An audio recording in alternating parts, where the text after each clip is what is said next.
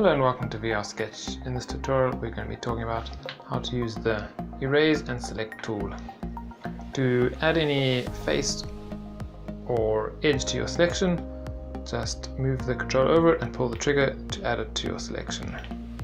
To remove it from the selection, move over previously selected face or edge and just pull the trigger again. You can select more than one thing at a time by double clicking with the trigger, and it will select the full face and its edges, and if you triple click it will, same as SketchUp, select the entire object. To deselect everything at once, just click off on nothing and it will deselect everything. You can also do a drag select by starting the click outside of your area and creating a box, and this will select everything inside of that box and add it to your selection. Select the whole group like that, or deselect a certain one like that.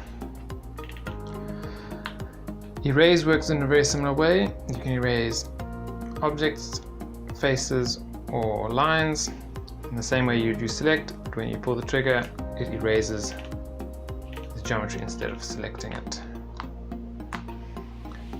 You can then select large objects or large groups, select erase, pull the trigger and erase that whole selection.